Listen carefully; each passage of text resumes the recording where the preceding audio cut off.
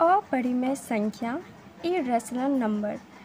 पिछले लेक्चर में हम परिमेय संख्या की बात कर चुके हैं, बट यहाँ पर हम चूँकि अपरिमेय संख्या पढ़ रहे हैं तो हमें परिमेय संख्या के बारे में जान लेना ज़रूरी है। इसीलिए मैं थोड़ा सा रिवाइज करवा देती हूँ। परिमेय संख्या हमारे पास क्या था? परिमेय संख्या क्या होता है? जिसे p/q के रूप में लिखा जा सकता हो, यानी कि भिन्न के रूप में लिखा जा सकता हो, राइट। और ये p और q क्या था? ये था पूर्णांक। पूर्णांक क्या होता है इसकी भी बात हम पिछले लेक्चर में कर चुके हैं। पूर्णांक में हमारे पास धनात्मक संख्या भी आती है, ऋणात्मक संख्या भी आती है और शून्य भी आता है, राइट। और हम यह जाने थे कि शून्य हमारे पास ना तो धनात्मक होता है और ना ही हमारे पास ऋणात्मक होता है, ठीक है। और Q 0 के बराबर नहीं था, लेकिन P 0 के बराबर हो सकता है, राइट। अब हम जानेंगे अपरिमेय संख्या के बारे में। अपरिमेय संख्या ऐसी संख्या जिसे p/q, जहाँ p और q पूर्णांक है और q ≠ 0 के रूप में नहीं लिखा जा सकता, राइट। जिसे हम p/q के रूप में नहीं लिख सकते हैं, अपरिमेय संख्या कहलाती है। अब एग्जाम्पल इसका है √2, √3, √5/2। अब यहाँ पर क्वेश्चन अराइज होता है कि √2 तो एक पर √2 को तो p/q के रूप में लिखा जा सकता है। अगर नीचे कुछ नहीं है तो 1 हो गया, देखो हम p/q के रूप में लिख दिए, तो आंसर है नो। हमारा डेफिनेशन क्या है कि p और q क्या होना चाहिए? पूर्णांक होना चाहिए, इंटीजर होना चाहिए। लेकिन क्या √2 पूर्णांक है? तो आंसर है नो, √2 हमारे पास पूर्णांक नहीं है। पूर्णांक या तो हमारे पास धनात्मक संख्या जैसे 1, 2, 3, 4, ऋणात्मक संख्या जैसे -1, -2, -3, -4 और शून्य हो सकता है। मतलब √2 हमारे पास क्या नहीं है? ये पूर्णांक नहीं है। तो इसीलिए जो है ये हमारे पास परिमेय संख्या नहीं है, यानी कि ये अपरिमेय संख्या है। इसी तरह से √3, √5/2, -√7/2, पाई भी पूर्णांक नहीं है, ठीक है। तो ये भी हमारे पास क्या नहीं है? परिमेय संख्या नहीं है, अपरिमेय संख्या है। वास्तविक संख्या जिसे हम कह रहे हैं रियल नंबर। वास्तविक संख्या किसे कहते हैं? परिमेय और अपरिमेय संख्याओं के समूह को वास्तविक संख्या कहते हैं। यानी कि अगर कहीं भी परिमेय संख्या दिख जाए तो क्या वह वास्तविक संख्या है? तो आंसर है हाँ। कहीं भी अगर अपरिमेय संख्या दिख जाए तो क्या वह वास्तविक है? तो आंसर है हाँ, राइट। तो जैसे कि 1, 2, 0, -2, -1, ये सारे क्या है? ये सारे पूर्णांक है, ये सारे वास्तविक होगा, ठीक है। 22/7, 3/4, ये भी हमारे पास क्या है? ये परिमेय संख्या है, क्योंकि इसे p/q के रूप में लिख रहे हैं और ये दोनों क्या है? पूर्णांक है। √2, √5 क्या है? ये अपरिमेय संख्या है। ये सारे क्या है? वास्तविक संख्या है। अब हम जानेंगे महत्तम समापवर्तक, यानी कि HCF, जिसका फुल फॉर्म हमारे पास होता है highest common factor, right. HCF का फुल फॉर्म हमारे पास होता है हाईएस्ट कॉमन फैक्टर। इसके बारे में जानेंगे। तो महत्तम समापवर्तक क्या होता है? 2 या 2 से अधिक संख्याओं का मोसो वैसी बड़ी से बड़ी संख्या है जो उनमें से प्रत्येक को पूरा विभाजित करता है। अब परिभाषा को एकदम तोड़ कर समझेंगे। क्या है हमारे पास? हमारे पास दिया है, देखो सबसे पहली बात है कि चाहे हमें HCF निकालना हो या फिर LCM निकालना हो, हमें कम से कम 2 संख्या तो चाहिए ही चाहिए, राइट। 2 से ज़्यादा भी संख्या हो सकती है, लेकिन 2 संख्या तो हमें चाहिए ही चाहिए। तो 2 या 2 से अधिक संख्याओं का मोल क्या कह रहा है?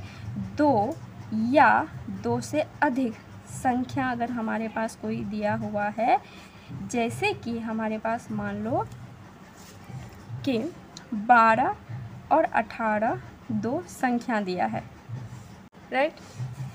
तो कह रहा है 2 या 2 से अधिक संख्याओं का मोसो वैसी बड़ी से बड़ी संख्या है। 2 या 2 से अधिक संख्या का जो मोसो है यानी HCF है वो क्या है, वह बड़ी से बड़ी संख्या है, वह बड़ी संख्या है, बड़ी से बड़ी संख्या है, वह बड़ी संख्या है जो उनमें से प्रत्येक को, जो इनमें से प्रत्येक को, ये जो 2 या 2 से अधिक संख्या है इन सब को क्या करती हो, विभाजित करती हो, राइट। फिर से देखेंगे क्या है हमारे पास। सबसे पहले हम क्या जाने कि चाहे HCF निकालना हो चाहे LCM निकालना हो, हमें 2 संख्या तो चाहिए ही, उससे ज़्यादा भी हो तो कोई दिक्कत नहीं है। तो 2 या 2 से अधिक संख्याओं का जो मोसो है यानी HCF है वह बड़ी संख्या है जो उनमें से प्रत्येक संख्या को क्या करती हो, पूरा पूरा विभाजित करती हो। यहाँ जितना भी संख्या है जैसे 12 और 18 है, इसका जो HCF निकलेगा हमारे पास, जो भी निकलेगा वो 12 को भी विभाजित करेगी और वो 18 को भी विभाजित करेगी, राइट। जैसे कि हम देखते हैं, जैसे मान लीजिए संख्या हमारे पास 12 और 18 है। अब देखते हैं हम क्या देखेंगे कि कौन कौन सी संख्या इन दोनों को डिवाइड कर रही है। 12 को देखो, 12 1 से भी डिवाइड हो जाती है, 2 से भी 6 बार में, 3 से भी 4 बार में, 4 से भी 3 बार में, और 6 से और 12 से तो होगा ही। फिर 18 का अगर हम देखें तो ये 1 से भी डिवाइड हो जाएगी, 2 से होगा, ऑफ कोर्स होगा, 3 से भी होगा, क्या 4 से होगा, तो आंसर है नो। 5 से नहीं होगा, 6 से हो जाएगा, 7 से नहीं होगा, 8 से भी नहीं होगा, 9 से हो जाएगा, इसके अलावा खुद 18 से भी हो जाएगा। अब हम देखते हैं कि इनमें कॉमन क्या क्या है। इनमें जो हमारे पास कॉमन देखने को मिलता है वो है 1 2 3 एंड 6, 1 2 3 एंड 6, राइट। हमने क्या डेफिनेशन पढ़ा था कि 2 या 2 से अधिक संख्या का मोसो वह बड़ी संख्या है, बड़ी संख्या में देखना है। इसमें बड़ी संख्या हमारे पास कौन है, ये बड़ी संख्या जो है ये हमारे पास 6 है, राइट। तो ये हमारे पास क्या हो जाएगा, ये 2 या 2 से अधिक संख्या का मोसो वह बड़ी से बड़ी संख्या है जो इनमें से प्रत्येक को क्या कर रही है, विभाजित कर रही है। यानी कि बड़ी संख्या हमारे पास 6 है, क्या ये 12 को विभाजित कर रही है, तो आंसर है यस, 6 दूनी 12। क्या ये 18 को विभाजित कर रही है, तो आंसर है यस, 6 तिया 18, दोनों को विभाजित कर रही है। तो हमारे पास HCF क्या हो जाएगा, 6 हो जाएगा, ठीक है। तो दोनों में कॉमन हमारे पास ये सारे हो गया और इनमें से बड़ी संख्या 6 हो गया, HCF हमारे पास 6 हो गया। अब HCF को हम एक और तरीके से निकाल सकते हैं, या फिर हम ऐसा कहें कि हम HCF मेरा 6 है कि नहीं इसको एक प्रूव भी कर सकते हैं, राइट। हम जो है अभाज्य गुणनखंड से हम परिचित होंगे, आई थिंक कि परिचित, अभाज्य गुणनखंड को हम जान रहे हैं। अगर नहीं भी जान रहे हैं तो कोई दिक्कत की बात नहीं है, आगे आने वाले लेक्चर्स में हम ये पढ़ेंगे, राइट। तो देखो अभाज्य गुणनखंड में हम क्या करते हैं, जैसे 12 का अभाज्य गुणनखंड जब हम निकालते हैं, कैसे निकालना है अभी सिर्फ प्रोसेस को देखना है, आगे हम जानेंगे, इसको डिटेल में जानेंगे। तो जैसे हम 12 का अभाज्य गुणनखंड निकालते हैं तो यहाँ पर 2 से डिवाइड होता है 6 बार में, फिर यहाँ पर 2 तिया 6, फिर 18 का निकालते हैं, 2 9 18, 3 तिया 9। तो यहाँ हम क्या देखते हैं, 12 में 2 × 2 × 3 आता है एंड 18 में 2 × 3 × 3 आया। तो इनमें जो भी हमारे पास कॉमन रहता है वो हमारे पास लिख लेते हैं, राइट। जैसे कि यहाँ पर इन दोनों में कॉमन है 2 तो 2 लिख लिए, इन दोनों में कॉमन है 3 तो 3 लिख लिए, राइट। इसके अलावा कोई भी संख्या हमारे पास कॉमन नहीं है। अब इसको क्या कर देते हैं, मल्टीप्लाई कर देते हैं और हमारे पास जो संख्या आती है 6 और यही हमारा HCF होता है। तो यहाँ हमारे पास इस विधि से भी जब हम निकाले थे तो हमारे पास HCF 6 ही आया था, राइट। तो ये हमारे पास प्रूव हो गया। तो अब है लघुत्तम समापवर्ती LCM, और LCM का फुल फॉर्म हमारे पास क्या होता है?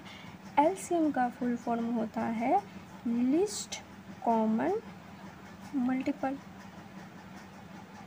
राइट। ये हो गया। अब देखो यहाँ पर क्या है, LCM में क्या होता है, दो या दो से अधिक संख्याओं, दो या दो से अधिक संख्याओं, दो या दो से अधिक संख्याओं का जो लोसो होता है, दो या दो से अधिक संख्याओं का लोसो जो होता है, क्योंकि हम पहले ही बात कर चुके हैं कि जब भी हम LCM निकालेंगे या फिर HCF निकालेंगे तो हमारे पास कम से कम दो संख्या और अधिक से अधिक तो कितनी भी हो सकती है, राइट। तो दो या दो से अधिक संख्याओं का जो लोसो होता है वैसी छोटी से छोटी संख्या है, राइट, वैसी छोटी से छोटी संख्या है। अब देखो, जब हम HCF पढ़ रहे थे तो वहाँ पर क्या डिफिनेशन था कि दो या फिर दो से ज़्यादा अगर संख्या है तो उसका HCF वह बड़ी संख्या थी जो कि ये जो संख्या हम लिए थे, ये बड़ी संख्या इस संख्या को विभाजित कर रही थी। जैसे हम 12 और 18 लिए थे और इसका HCF हमारे पास निकल के आया था 6, और ये 6 जो है ये 12 को भी विभाजित कर रही थी और 18 को भी विभाजित कर रही थी। लेकिन यहाँ क्या होगा, जो ये छोटी संख्या आएगी वो इस संख्या से विभाजित हो रही होगी, इसका जस्ट अपोजिट है।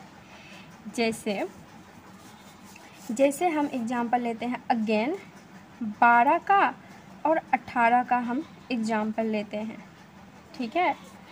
जब हम 12 के मल्टीपल्स लिखते हैं तो 12 के टेबल्स में हमारे पास आता है 12, 24, 36, 48 एंड सो ऑन। एंड 18 के टेबल में हमारे पास आता है 18, 36, 54, 72 एंड सो ऑन। तो देखो हम क्या कह रहे हैं, LCM हमारे पास छोटी संख्या होनी चाहिए। अब 12 और 18 में देखो कि सबसे छोटी संख्या जो है कौन आ रहा है, जो कॉमन है। कॉमन क्यों होना चाहिए, हम कॉमन क्यों ले रहे हैं?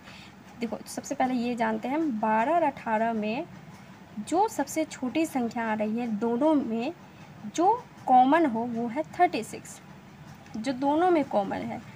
सबसे छोटी संख्या जो कि दोनों में कॉमन है वो है 36। अब क्वेश्चन ये उठता है कि हम कॉमन क्यों ले रहे हैं भैया, राइट, हम कॉमन क्यों ले रहे हैं? इसका आंसर हमारे पास परिभाषा में ही छुपा हुआ है कि हम कॉमन क्यों लेते हैं, क्योंकि परिभाषा क्या कहता है कि दो या दो से अधिक संख्या का लोसो वह छोटी संख्या है जो ये संख्या से क्या हो, विभाजित होनी चाहिए। यानी कि 36 को 12 भी विभाजित करता हो और 18 भी विभाजित करता हो। 12 के भी टेबल में 36 आता है, 18 के भी टेबल में 36 आता है, और ये वह छोटी संख्या है जो पहले आता है और दोनों के पहाड़े में आता है, राइट। इसीलिए हम क्या लेते हैं, कॉमन लेते हैं। इतना बात पता चल गया। तो पहला तो मेथड यह था LCM निकालने का कि हम 12 के मल्टीपल्स लिए, फिर 18 का मल्टीपल्स लिया, फिर दोनों में से जो कॉमन संख्या था वो निकल आया। और एक और तरीका होता है अभाज्य गुणनखंड के द्वारा, जो हम आगे पढ़ेंगे, राइट। फिर भी मैं यहाँ पर, अगर तुम्हें नहीं पता हो अभाज्य गुणनखंड क्या होता है तो तुम स्किप कर सकते हो। जब मैं पढ़ाऊँगी अभाज्य गुणनखंड तो आकर के एक बार फिर से देख लेना, या फिर नहीं भी देखोगे तो तुम्हें खुद ही समझ में आ जाएगा। बट फिर भी मैं यहाँ पर अभाज्य गुणनखंड विधि के द्वारा भी बता देती हूँ LCM कैसे निकालते हैं। जैसे कि हम 12 लिए और 18 लिए, राइट। तो 12 का जो अभाज्य गुणनखंड हमारे पास निकलेगा 2 से 6 बार में और 2 से 3 बार में, और 18 का हो जाएगा 2 से 9 बार में और फिर 3 से 3 बार में। तो यहाँ पर हमारे पास आ गया 2 मल्टीपल 2 मल्टीपल 3 और 18 में हमारे पास आ गया 2 मल्टीपल 3 मल्टीपल 3। अब देखो HCF में हम क्या करते थे, जो दोनों में कॉमन रहता था उसको लिखते थे। जैसे यहाँ पर दोनों में कॉमन है 2, ये दोनों में कॉमन है, और 3 दोनों में कॉमन है, उसको लिख के मल्टीप्लाई कर देते थे और हमारे पास आंसर आ जाता था HCF का। लेकिन LCM में हम क्या करते हैं, जो कॉमन है वो तो लिखते ही है, ये कॉमन है उसको लिख दिए, ये कॉमन है उसको लिख दिए, और जो कॉमन नहीं है उसको भी हम लिख देते हैं और उसको मल्टीपल कर देते हैं और आंसर आ जाता है। और ये आंसर हमारे पास आ गया 2 तिया 6 दूनी 12 तिया 36। और मेथड है इसका, हम क्या करेंगे, जो भी ये है इसको पावर में कन्वर्ट करेंगे, यानी कि 2 मल्टीपल 2 को 2 का पावर 2 लिख सकते हैं मल्टीपल 3, और यहाँ पर 2 मल्टीपल 3 स्क्वायर लिख सकते हैं। अब LCM निकालने का क्या तरीका है कि जो सबसे हाईएस्ट पावर वाला है उसको लिखेंगे। जैसे इन दोनों में, इसमें 2 का पावर 2 है लेकिन इसमें 2 का पावर 1 है, हाईएस्ट पावर इसका है, तो हम इसको नहीं लिखेंगे, इसको लिखेंगे। 2 का पावर 2 लिख दिए। फिर 3 और 3 का पावर स्क्वायर में हाईएस्ट पावर इसका है, इसका नहीं है, तो हम 3 का स्क्वायर लिख दिए और मल्टीपल करके हमारे पास 36 आ गया। तो यहाँ वही मेथड बताया गया है, 12 और 18 का LCM अभाज्य गुणनखंड विधि से, ये सारा मैं बता चुकी हूँ।